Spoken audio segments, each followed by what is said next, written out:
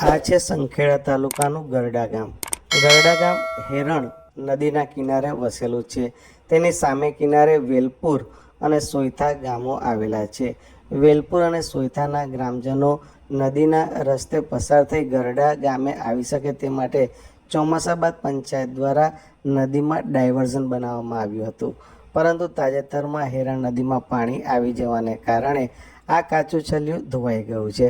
કાચું છલિયું ધોવાઈ જવાને કારણે અહીંથી પસાર થતા સ્થાનિકોને ખૂબ જ મુશ્કેલીનો સામનો કરવો પડી રહ્યો છે. નદીના પટમાં જ્યાં આગળ પાણી ઓછું હોય ત્યાંથી રાહદારીઓ અવરજવર કરવા મજબૂર બનેલા છે.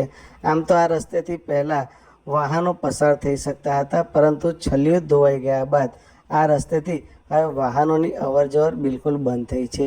જે કોઈ સ્થાનિકોને અવરજવર કરવી હોય તે નદી કિનારે આવે છે અને નદીમાં જ્યાં આગળ પાણી ઓછું હોય તે રસ્તેથી પસાર થઈ અને સામા કિનારે જાય છે. અત્રે ઉલ્લેખનીય છે કે વેલપુર અને સોયથા ગામના 6 થી 8 ધોરણના જે બાળકો છે તેઓ અભ્યાસ કરવા માટે ગરડા ગામે આવે છે. તેમને તો મુશ્કેલી પડે જ છે. સાથે સાથે આ ગામના જે 9 થી 12 ધોરણના વિદ્યાર્થીઓ છે તેઓ ગરડા ગામે આવીને બસ પકડે છે. આ બંને ગામના લોકો સસ્તા અનાજની દુકાને અનાજ મેળવવા માટે પણ આ રસ્તે થઈને જ આવતા હતા, પરંતુ હવે નદીમાં પાણી આવી જવાને કારણે છલિયું ધોવાઈ ગયું છે અને તેને કારણે ગ્રામજનોની મુશ્કેલીમાં ઘણો જ વધારો થયો છે. અને તેને કારણે ગ્રામજનો અહીંયા આગળ વર્ષોથી પુલ બનાવવા માટેની માંગ કરી રહ્યા છે, પરંતુ તંત્ર દિલ હે કે માનતા નહીં જેવું છે.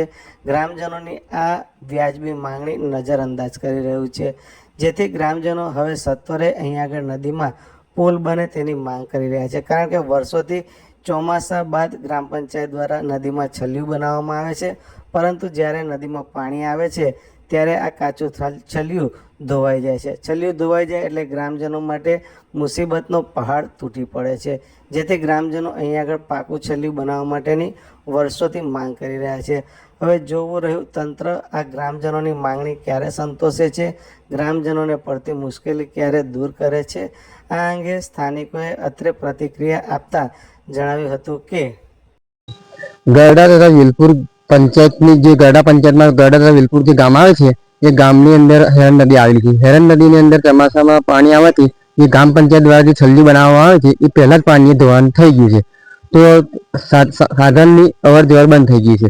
પગપાળા ચાલતું ઉતરાય તો ઉતરાય, નહીં ઉતરાવાની તકલીફ ઘણી બધી પડે છે. તો ગરડા પંચાયતના 2 ગામ આવેલા છે, સોયથા અને શ્રીગામ, સોયથા અને વેલપુર. વેલપુરના 6 થી 8ના બાળકો ગરડા પ્રાઇમરી સ્કૂલમાં ભણવા આવે છે. એ લોકોને 4 મહિના પૂરતી તો સંપૂર્ણ અભ્યાસ બંધ જ રહે છે. કેમ કે ઘણી ટાઈમથી માથા ઉપર કેર ઉપર પાણી આવે છે, તો તકલીફ કરવા બહુ પડશે. પ્લસ ગરડાની અંદર સંખ્યાથી બસ આવે છે. એ ગરડાની અંદર જે વેલપુરના બાળકો 9 થી 12ના જે સ્કૂલના બાળકો છે એ ગરડા પંચાયતમાં બેસવા આવે છે, તો 4 મહિના સંપૂર્ણ એ લોકોનો અભ્યાસ અટકી જાય છે. કેમ કે બસના બેસવા માટે ઉતરવાની લોકોને ઘણી તકલીફ પડે છે. અને પ્લસ કે ગરડાની અંદર પંચાયત ઘર ગરડામાં છે, તો વેલપુર અને સોયથાને પંચાયતનું કંઈ બી કામ હોય તો 4 મહિના લોકોને આવવાની બહુ હેરાનગતિ થાય છે.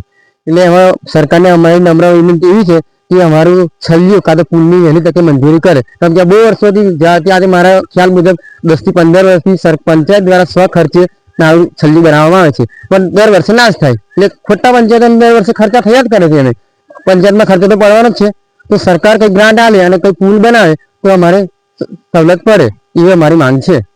ગરડા ગ્રામ પંચાયતમાં જે વેલપુર અને સોયઠા ગામ આવેલું છે એમાં અમારે ખેતરા વેલપુરની સીમમાં છે, તો જવા આવવાની તકલીફ, સાધન લઈને જવું હોય તો બહુ તકલીફ પડે છે. તો એમનું સરકારને એવી માંગ છે કે 20% અમાઉન્ટ જે પંચાયતનું છલિયું બનાવેલું છે તે ધોઈ ગયું છે, તે તેવું કંઈક કરે, એનો રસ્તો કંઈક નિરાકરણ લાવે એવું કંઈક સરકારશ્રીને અમારી નમ્ર વિનંતી.